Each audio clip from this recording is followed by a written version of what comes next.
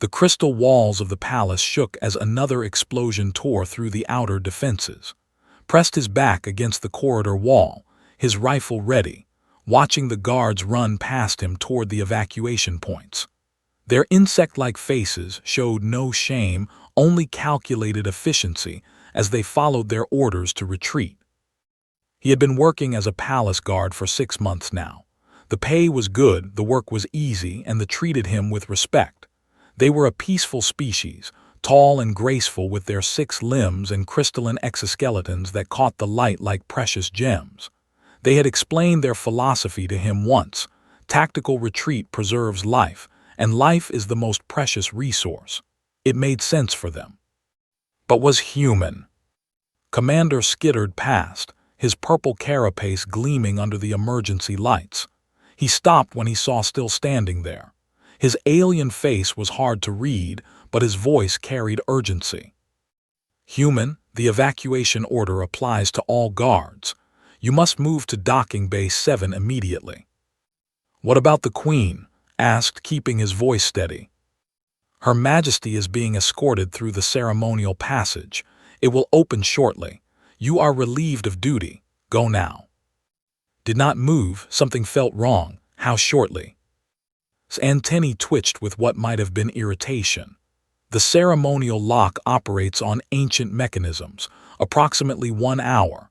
The royal family designed it this way for security.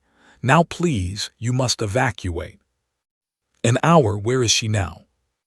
The throne room. The lock cannot be, but she will be safe there until it opens. We have sealed the approaches. Now come, human, that will breach this level within minutes.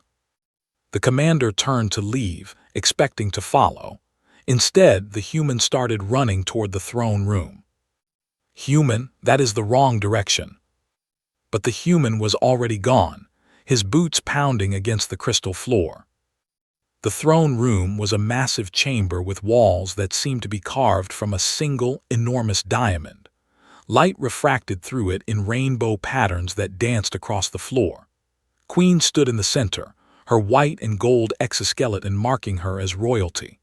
She was young for a queen, having taken the throne only 3 months ago after her mother died from age sickness.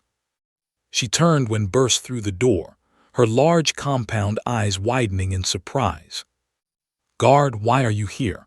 The evacuation order was given. I know, Your Majesty. He moved to the control panel by the main entrance and began sealing the doors. I'm staying. That is not logical. You will die here.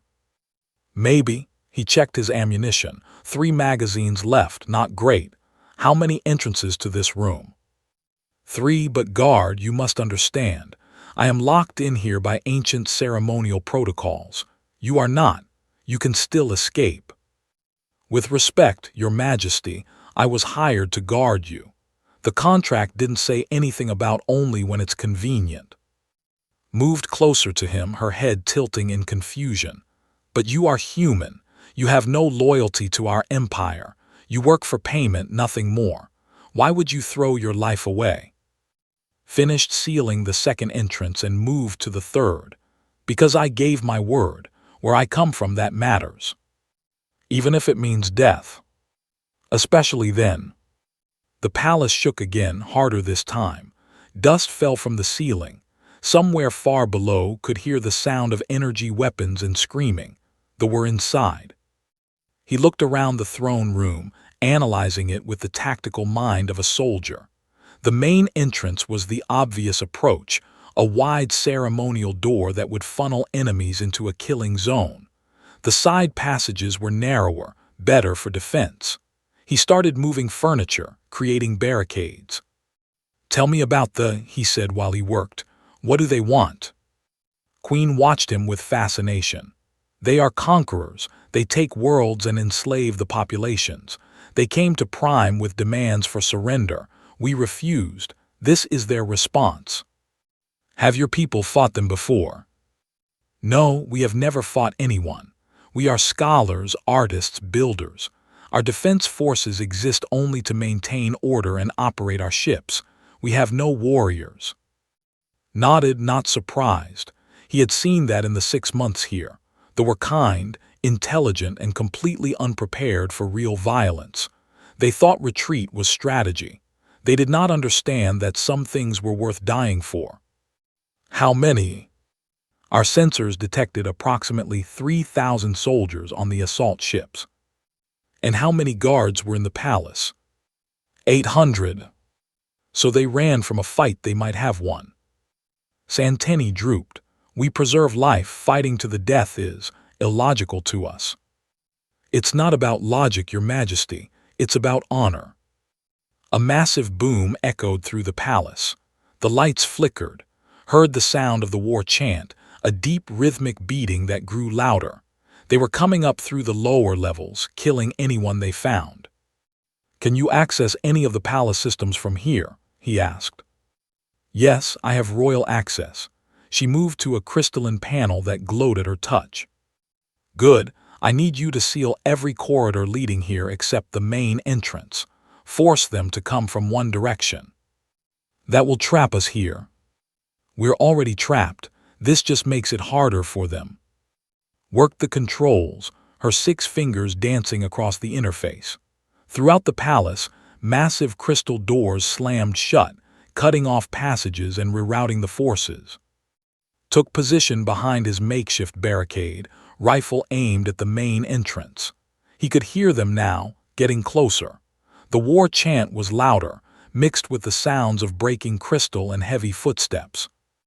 Your Majesty, when this starts, I need you to stay behind the throne. Don't move, don't make noise. Understand? I understand, but why do humans do this? Fight when there is no hope. He thought about his brother Minu, who died holding a bunker against raiders on the border worlds. He thought about the stories his grandfather told him about ancient Earth wars. He thought about every human who ever stood their ground when running was the smart choice.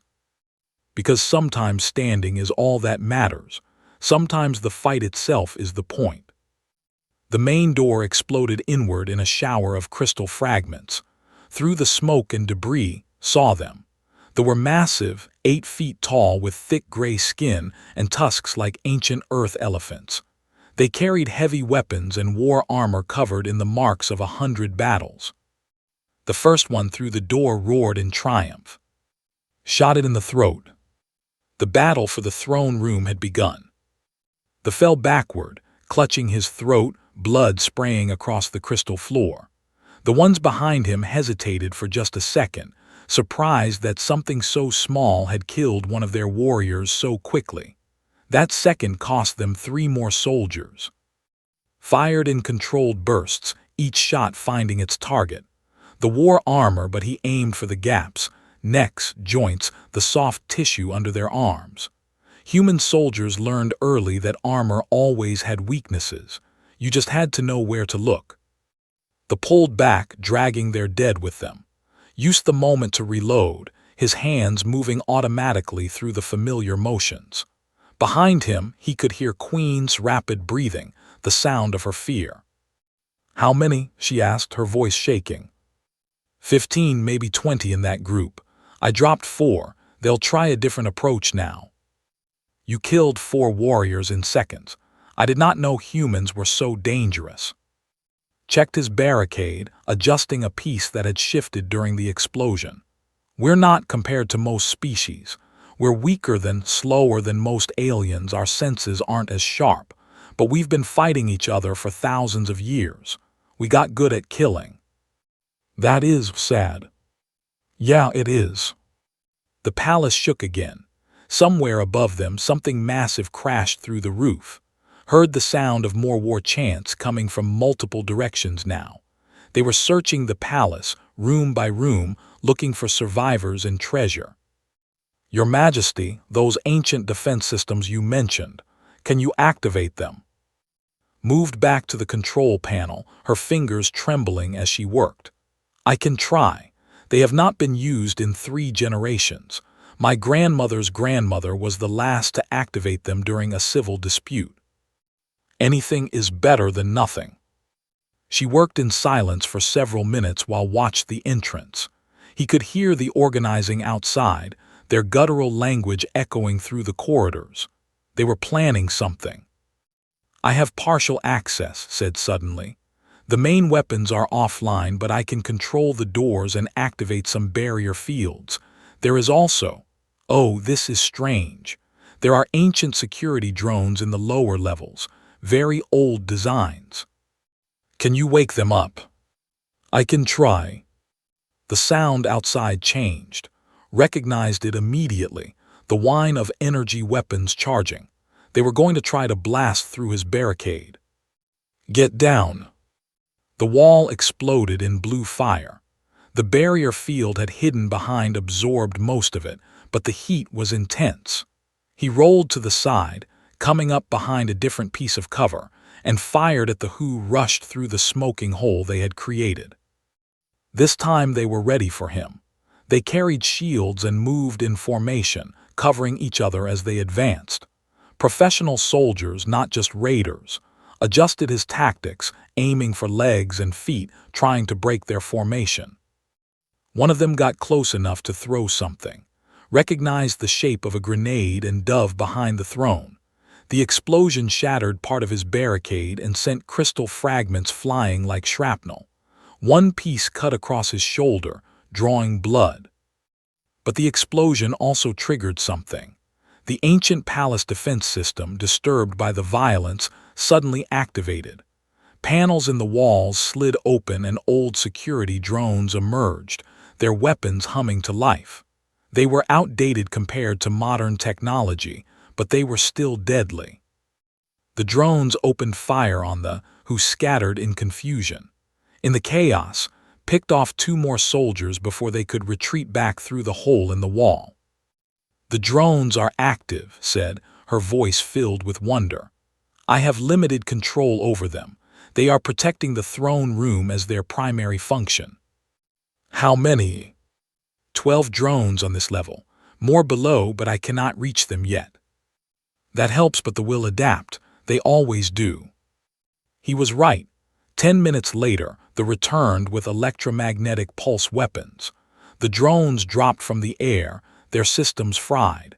But those 10 minutes had given time to reinforce his position and reload his weapons. The attack came from all 3 entrances simultaneously this time. The sealed side doors were blown open with shaped charges, and warriors poured through while others provided covering fire from the main entrance. Moved like he was back in the Earth Defense Force fighting the border wars. He fired, moved, fired again, never staying in one place for more than a few seconds. They were stronger and tougher, but they were also bigger targets and slower to adjust. He used the throne room's architecture against them, ducking behind pillars and using the refracted light from the crystal walls to confuse their aim. When his rifle ran dry, he drew his sidearm and kept firing. When that was empty, he picked up a weapon from a fallen soldier and used that. Queen watched in shock as this single human held off dozens of warriors. She had never seen violence like this. Her people had histories of disagreements and arguments, but not war. Not this brutal, desperate fighting where every second meant life or death. Took a hit to his leg, a glancing blow from an energy weapon that burned through his armor and seared his skin. He grunted in pain but kept moving, kept fighting. Adrenaline and training pushed the pain into the background. The finally pulled back again, leaving 15 more dead on the throne room floor. Limped back to his position, breathing hard, blood running down his leg. You are injured, said, moving toward him. I'm fine. You are not fine, you are bleeding. I'm still standing, that's what matters. He reloaded his rifle with his last magazine. How long until that ceremonial lock opens? 43 minutes. Laughed, a harsh sound without humor. Well, that's something. Approached him carefully, her medical training overriding her fear. She had studied biology of many species, including humans. She began treating his wounds with supplies from the royal medical kit kept in the throne room. Why do you laugh? She asked while she worked. Because it's funny, in a terrible way. I came to your planet looking for easy money, guard duty on a peaceful world, And here I am, bleeding on the floor, surrounded by dead aliens with 43 minutes to live. You could have left. Even now, you could try to escape through the maintenance passages. No, I couldn't. Why not? He looked at her with eyes that had seen too much war. Because I gave my word, because you're under my protection, because… He paused, thinking about how to explain it. My brother died like this, holding a position against raiders on a colony world. He had a chance to run too, he stayed. When they asked him why, he said someone has to stand. I didn't understand it then. I was angry at him for dying for strangers. And now I get it. It's not about winning. It's about showing them they can't just take whatever they want without paying for it. Finished bandaging his leg. Outside, they could hear the regrouping. There were more of them now, their voices angry and frustrated. They had expected an easy conquest, not to lose soldiers to a single defender. Said quietly, "If we survive this, I want you to teach my people what you know, not just about fighting, but about this. Whatever it is that makes you stand when logic says to run. It's called stubbornness, Your Majesty. Humans are really good at it. No, it is more than that. It is courage." The outside began their war chant again. Stood up, testing his injured leg. It hurt, but it would hold. "They're coming again," he said, raising his rifle. "Get behind the throne." Queen moved to her position, but this time she picked up one of the weapons from the floor. "What are you doing?" "If they breach your defense, I will not die without fighting." Smiled. "Good, aim for the neck, it's their weak spot." The crystal walls shook as they prepared their next assault. The next attack was different. They had learned that rushing through the doors just got them killed. This time they used grenades and heavy weapons to soften the position first, turning the throne room into a storm of explosions and fire. Pulled Queen behind the throne itself, using the massive crystal structure as cover. Fragments rained down on them as the beautiful walls cracked and shattered under the assault. The rainbow light that had danced through the room was replaced by smoke and the harsh glare of energy weapons. When the bombardment stopped, they came through in waves, using proper military tactics now. They had called for reinforcements and brought specialists. Recognized the type, professional soldiers who had conquered dozens of worlds. He fought them room by room, using every piece of cover, every angle, every trick he had learned in 20 years of military service. When they expected him to retreat, he advanced. When they thought he would hold position, he flanked them. He made them pay for every foot of crystal floor. But there were too many, and he was just one human. He took another hit, this time to his ribs. The armor stopped the worst of it, but he felt bones crack. Breathing became painful. His vision started to blur from blood loss and exhaustion. Then something unexpected happened. The communication system in the throne room crackled to life. "Your Majesty, this is from the evacuation fleet. Can you hear me?" Queen scrambled to the control panel. "Yes, I hear you. We have established a secure channel. The fleet escaped. All the nobles and guards are safe. But Your Majesty, our sensors show you are still in the palace. You must surrender. They will show mercy if you." "The don't do mercy." That was a different voice, hard and commanding, human. "This is Admiral of the Human Defense Fleet. We picked up the distress signal. We're pushing our engines beyond safety limits, but we're still 3 hours out. Your Majesty, who else is with you in there?" Limped to the communication panel, blood dripping from his wounds. "This is Private, formerly of the Earth Defense Force, currently employed as palace guard. I have Queen secured in the throne room." There was a pause, then Admiral spoke again, her voice tense. "Private, what's your situation?" "Defensive position, 1 defender, approximately 200 hostiles eliminated. Heavy casualties to my position, ammunition critical." 200, the Admiral's voice showed shock. "Confirm that number." "Confirmed, give or take."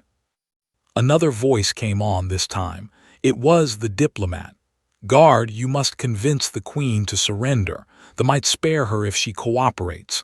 There is no point in. Queen's voice was cold in a way her people rarely managed. Be silent. You fled. This human stayed. I will hear his counsel, not yours.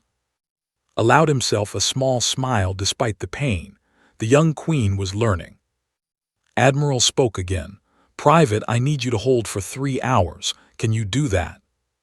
Looked at his wounds, his nearly empty ammunition, the growing number of outside. 3 hours might as well be 3 years. I'll do what I can, ma'am. That's all anyone can ask. Out. The communication cut off. In the silence that followed, Queen looked at with her large compound eyes. You told her you would try. You know it is impossible. Probably. Then why agree? Because impossible just means nobody's done it yet. Humans don't like impossible. We take it as a challenge.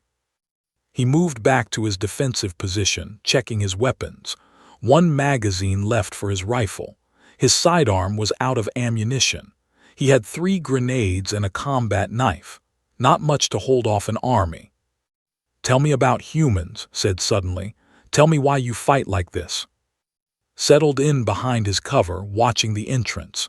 They were quiet out there, planning their next move. He had a few minutes.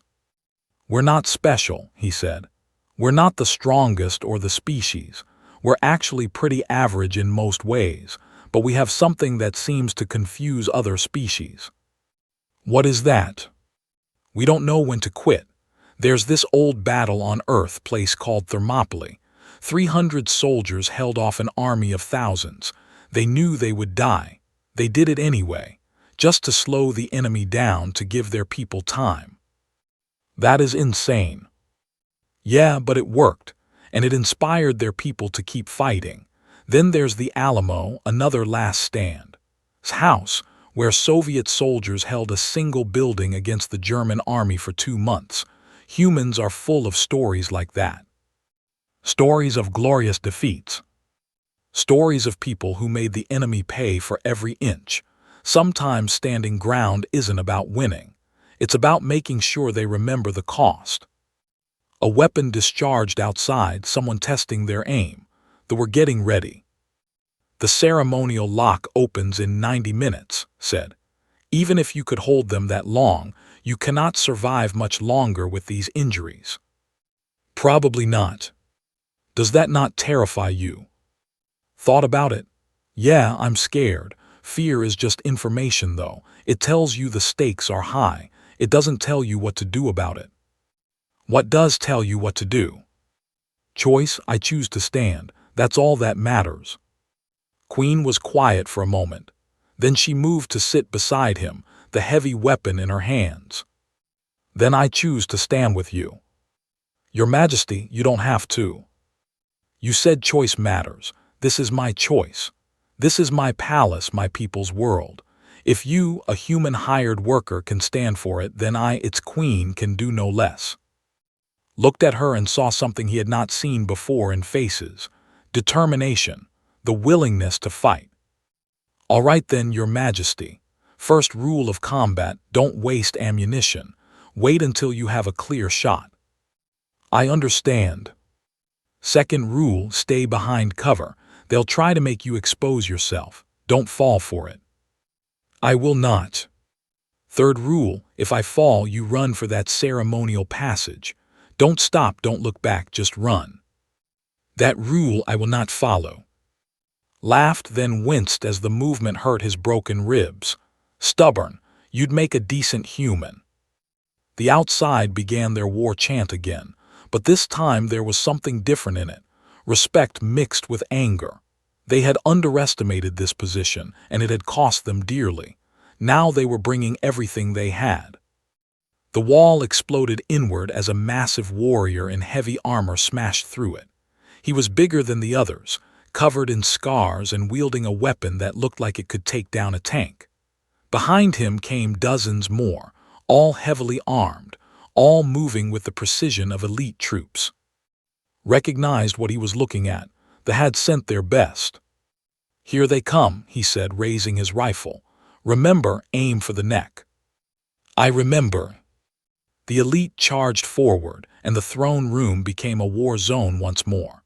Fired his last magazine in controlled bursts, dropping 3 of them before the rifle clicked empty. He threw it aside and grabbed a fallen weapon, using that until it overheated. Queen fired from behind the throne, her aim surprisingly steady for someone who had never fought before. She did not hit much, but she made the cautious, forced them to split their attention. Activated his grenades and threw them into the advancing troops. The explosions bought him seconds, precious seconds to grab another weapon, to move to a better position. But the big one in heavy armor kept coming, shrugging off hits that would have killed normal soldiers. He was heading straight for with murder in his eyes. The massive warrior in heavy armor moved like a walking tank. Shots bounced off the thick plating, sparking harmlessly. The warrior's name was Warlord, and he had conquered 17 worlds. He had never been stopped by a single defender. Until now. Roared in fury as he charged across the throne room, his massive weapon sweeping aside the debris and bodies of his fallen soldiers. Behind him, more elite troops poured through the breached walls, but they held back. This was their warlord's kill. This was personal. Dove behind a fallen pillar as weapon tore through the space where he had been standing. The crystal floor exploded in shards. The human rolled, came up running, and threw his last grenade not at, but at the ceiling above him. The explosion brought down a massive chunk of crystal architecture. It crashed onto his armor, staggering him but not dropping him. But it bought 3 seconds, and 3 seconds was enough to reach the throne where Queen was hiding. "The weapon," he gasped, blood running from his mouth now. Something internal was bleeding. "Give it to me." Handed him the heavy rifle, checked the charge. Half full, maybe 20 shots. He looked at the elite troops holding position, waiting for their warlord to finish the kill. "When I move," he told, "you run for the ceremonial passage. It should open soon." "I will not leave you." "Your Majesty, please." Emerged from the rubble, his armor dented but his rage intact. He saw by the throne and smiled, showing tusks stained with the blood of 100 battles. "Little human," he said in rough but understandable galactic common, "you fight well, better than any I have faced, but you are one and we are legion. Surrender the Queen and I will give you a warrior's death, quick and clean." Stood up, swaying slightly from blood loss. His vision was blurry and his hands shook, but his voice was steady. "You want her, come and take her." Smile disappeared, so be it. The warlord charged again and this time did not run.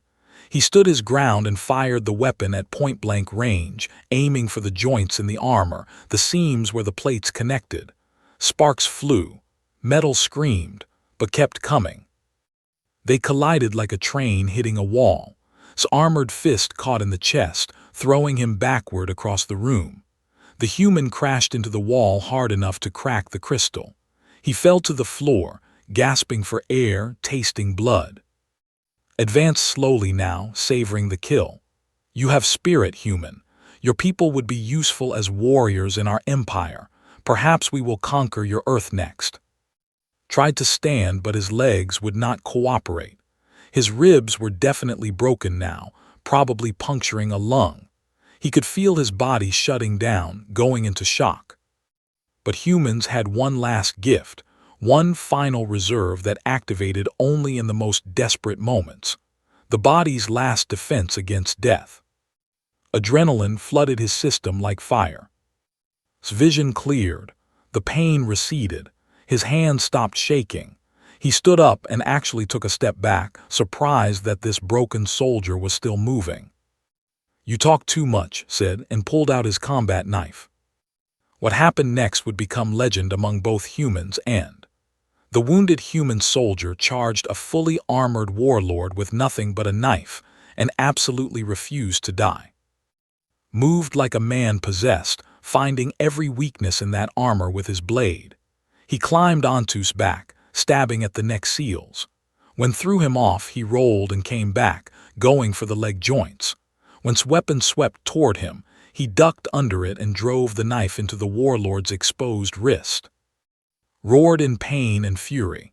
He grabbed and slammed him into the floor once, twice, 3 times.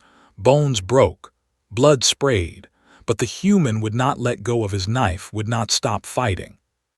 The elite troops watched in stunned silence. They had seen many brave enemies, but this was different. This was not bravery. This was something beyond that. This was a human who had decided he would not die until his job was done, and the universe itself seemed to bend to that will. Queen watched too, and she understood something her people had never learned. There was a kind of strength that had nothing to do with muscle or weapons. It was the strength of absolute refusal. The strength that said, "You will not pass," and meant it with every fiber of being. Finally managed to tear the human off him and throw him across the room one more time. Hit the wall and did not get up. He could not get up. His body was past its limits. The adrenaline was fatting. Darkness crept in at the edges of his vision. Stood over him, bleeding from a dozen wounds, his armor damaged beyond repair. He raised his weapon for the killing blow. And the ceremonial lock opened. The ancient mechanism clicked, the door behind the throne sliding open to reveal the escape passage. Queen had a clear path to freedom. But she did not run. Instead, she picked up the heaviest piece of debris she could lift and smashed it across the back of his helmet. It did not hurt him much, but it got his attention. He turned away from to face her. "You," said, surprised. "You are royalty, you should have fled." "I am Queen of Prime," she said, her voice clear and strong. "And I learned something today from this human. Sometimes standing is more important than surviving." Laughed, noble words, but words do not stop weapons. He raised his gun to kill her. Lying broken on the floor, saw this happen as if in slow motion. He saw the queen standing brave and defiant. He saw the warlord about to murder her. He saw everything he had fought for about to end in failure. And he moved. He did not know how. His body should not have responded. But somehow he dragged himself up, grabbed a shard of broken crystal from the floor, and drove it with all his remaining strength into the back of his neck, right where the helmet met the armor. The crystal pierced through the gap, through the flesh into the spine. Froze, his weapon fell from his hands. He tried to turn to see what had hit him, but his body would not respond. The massive warlord fell forward like a toppled statue, crashing to the floor and moving no more. The elite troops stared in shock. Their warlord, their undefeated champion, had been killed by a human who should have been dead 10 times over. Collapsed next to his body, the crystal shard still in his hand. He had nothing left. His vision was fading. He could barely breathe. Queen ran to him, her hands glowing with the medical from her royal implants. She pressed them to his wounds, trying to seal the worst of the bleeding. "Stay with me," she said urgently. "Help is coming, just stay with me." "Did you record this?" he asked, his voice barely a whisper. "Yes, everything is recorded in the royal archives." "Good, tell them. Tell them any human would have done the same. We're stubborn like that. You did not do this because you are human. You did this because you are brave." Smiled, blood on his teeth, same thing. The elite troops were backing away now, their morale broken. They had come to conquer a peaceful world and found a demon who would not die. They spoke into their communications, calling for more reinforcements, calling for retreat, calling for anything that would explain what they had just witnessed. Outside the palace, alarms began to sound. New ships were entering orbit. The human fleet had arrived early, having pushed their engines past the breaking point to get here in time. And for the first time in the battle, let himself believe he might actually survive this. The human fleet dropped out of hyperspace like angels of war, their weapons already charging as they emerged. Admiral had pushed the engines so hard that 3 ships needed emergency repairs the moment they arrived, but they had made it in time. The fleet, caught by surprise, scrambled to respond. They had expected an easy conquest of a peaceful world. They had not expected humanity to respond so quickly or so violently to an attack on their allies. The battle in orbit was brief and brutal. The humans had been fighting in border skirmishes for years. They knew their tactics, their weaknesses, their psychology. Within 15 minutes, half the fleet was destroyed or fleeing. The rest surrendered.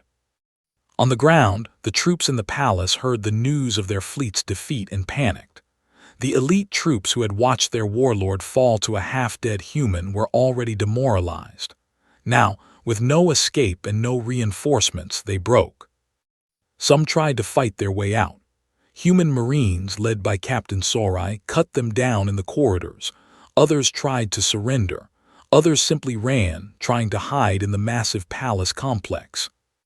Captain Sorai was a veteran of 20 campaigns. She had seen every kind of battlefield, every kind of enemy. But when she reached the throne room and saw what was there, even she stopped in shock. Bodies everywhere, warriors in their armor piled in heaps. The beautiful crystal walls were shattered, stained with blood of 2 species. Debris and weapons covered the floor, and in the center of it all, beside the body of a massive in heavy armor, lay a single human soldier. Queen was kneeling beside him, her hands glowing with medical, tears running down her alien face. "Medic," Sorai shouted, and her team rushed forward. The human combat medics took one look at and their faces went pale.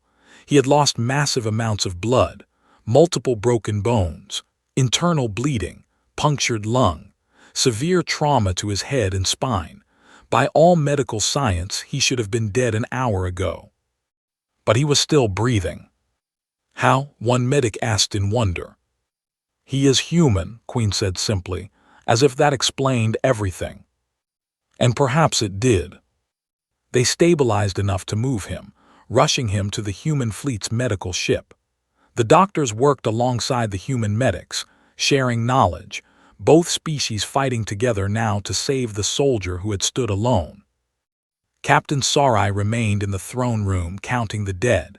217 warriors, elite troops, regular soldiers, specialists, and 1 warlord, all killed or mortally wounded by a single defender. "Get me a full casualty report," she ordered her second. "And someone start documenting this. Command won't believe it otherwise." Her second, a young lieutenant named, was staring at the scene with wide eyes. "Captain, I've studied every major battle in human history. I've never heard of anything like this. 1 soldier holding off an army for hours." The Spartans at Thermopylae were 300. The defenders of the Alamo had nearly 200. Sorai looked around the destroyed throne room. This man was alone, with a queen to protect and nowhere to retreat. He didn't just hold the line, he made it unbreakable. "What do we do with the body of the warlord?" "Leave it. This is a monument now. We'll want to preserve it exactly as it is." Admiral herself came down to the planet once the space battle was over. She walked through the palace corridors, seeing the path of fighting retreat. Blood trails marked where he had been wounded but kept moving. Spent ammunition showed where he had made his stands. Bodies marked where he had held the line. When she reached the throne room, she stood in silence for a long time. "I want this soldier's full record," she said finally. "Everything from his recruitment to today, and I want his family contacted. They need to know what their son did here." "Ma'am," her aide said carefully, "according to his file, he doesn't have any family. His brother died in the border wars, parents gone, he's alone." His jaw tightened. Then were his family, every human in this fleet. Make sure he knows that when he wakes up. If he wakes up, she thought but did not say. 3 days passed, remained in critical condition, his body fighting for survival even in the medical coma. The human and doctors worked around the clock, using every technique they knew. Queen visited every day, sitting by his bedside and talking to him even though he could not hear. She told him about the surrender, about the treaty being negotiated, about how the story of the human guard was spreading across the galaxy. "The other species are asking questions," she said to his unconscious form. "They want to understand what you are, what humans are. I told them that humans are warriors who keep their promises, but I think it is more than that. I think humans are people who decide what is right and then refuse to compromise, no matter the cost." On the fourth day, his eyes opened. The first thing he saw was white ceiling panels, medical equipment, the hum of life support. He tried to move and immediately regretted it as pain shot through his entire body. "Do not move," a familiar voice said. Queen appeared in his vision, her compound eyes showing relief. "You are badly injured. The doctors say you need at least 2 more weeks of treatment." "Did we?" His voice was rough from disuse. "Did we win?" "Yes, the fleet is destroyed or fled. Their ground forces surrendered. You won." "Not me, the fleet, Admiral. You held them off until the fleet arrived. Without you, I would be dead or captured. My people would have lost their queen. You saved everything." Tried to process this. His memory of the battle was fragmented, adrenaline and pain blurring the details. He remembered fighting, remembered the big in armor, remembered thinking he was going to die. "How many?" he asked. "How many what? How many did I?" 217 confirmed kills. The doctors think you may have inflicted wounds on another 30 or 40 who escaped or were carried away. Closed his eyes. That was a lot of death, even in war. "I am sorry you had to do that," said softly. "My people's failure to prepare for war put you in that position." "Not your fault. You didn't start the war." "No, but we were naive to think peace was the natural state of the galaxy. You showed us that sometimes you must fight for peace. Sometimes you must stand and refuse to be moved." Over the next 2 weeks, slowly recovered. His body healed with the help of advanced medical technology and his own stubborn refusal to stay down. Visitors came regularly. Admiral brought him a medal and a promotion. Captain Sorai brought him respect and stories of how his battle was being taught in military academies. The human Marines brought him camaraderie and terrible jokes. But the most frequent visitor was Queen. She told him about the changes happening on Prime. The people, shocked by how close they had come to conquest, were their philosophy of tactical retreat. They wanted to learn to defend themselves. "We are forming a real military," she explained. "Not just police forces and ship crews, but actual soldiers trained for war. And we want to partner with humanity to do it. Your people know war. We need to learn." "War isn't something to celebrate," said carefully. "No, but neither is helplessness. We will not become a warrior culture but we will not be victims either. There is a balance and we need to find it." When was finally cleared to leave the medical bay, he found that the throne room had been preserved exactly as it was after the battle. They had sealed it in a protective field, turning it into a memorial. They had added a plaque beside the throne. It read, "Here stood of Earth who taught us that true strength is not in the body but in the choice to stand when all others flee. Though hired for payment, he fought for honor. Though facing death, he chose duty. Though alone, he held the line. Let all who visit here remember, one person of courage can change the fate of worlds." Read it 3 times, uncomfortable with the attention. "It's too much," he said to Queen, who had accompanied him. "I just did my job." "You did far more than your job required, and the galaxy needs to know it. Other peaceful species are watching us now, seeing what happened here. They are learning that they do not have to be victims. They can stand. They can fight, because one human showed them how. Other humans would have done the same. Perhaps, but you were the one who was here. You were the one who stood. That matters." Queen offered him a position as her permanent security chief, along with a title of nobility and enough money to live comfortably for life. Accepted, though he negotiated to skip the nobility part. "I'm just a soldier," he said. "I don't need a fancy title." "Very well, but you will help us build our defense forces, train our people." "Yeah, I can do that." And he did. Over the following months, human military advisors arrived on Prime. They worked alongside scholars to develop a defense doctrine that fit the culture, not aggressive or conquest-driven, but absolutely immovable when defending their home. The story of the human guard who stood alone spread throughout the galaxy. Other species heard it and wondered. Some dismissed it as propaganda, but others, especially those threatened by aggressive empires, sent representatives to learn more about these humans. What they found was a species that was not particularly special in any physical way. Humans were average in strength, average in intelligence, average in almost every measurable trait. But they had something that could not be easily measured, an absolute refusal to give up when they believed they were right. The Empire, humiliated by their defeat, tried to downplay the incident, but their own soldiers told the story differently. They spoke in hushed tones about the human demon who would not die, who killed a warlord with his bare hands while broken and bleeding. They began to avoid human-protected worlds. 6 months after the battle, Admiral returned to Prime for the official signing of the Human Defense Treaty. She found in the training grounds, teaching a class of young recruits how to hold a defensive position. "You've made quite an impact here," she said. "They're good students, quick learners. The entire galaxy is learning from what you did. Do you know how many species have requested human military advisors in the last 6 months? 47. We can't meet the demand." "Good. More people learning to defend themselves means fewer wars." "Or more prepared wars." "Maybe, but better prepared than conquered." Admiral smiled. "You know, when I first read your file, I thought you were just another soldier looking for easy money on a soft posting. I was wrong." "You weren't wrong. That's exactly what I was looking for." "And when the crisis came, you stayed anyway." Shrugged, still uncomfortable with praise. Someone had to. That night, there was a celebration in the rebuilt palace.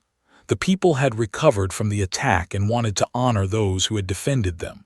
Attended reluctantly, preferring to avoid the spotlight.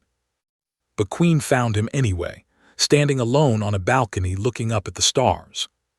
"You are not enjoying the party," she observed. "Not really my thing." "Mine either, if I am honest. Too many speeches." She joined him at the railing. "I want to ask you something. That day in the throne room when you could have fled but stayed, was it really just about honor and duty?"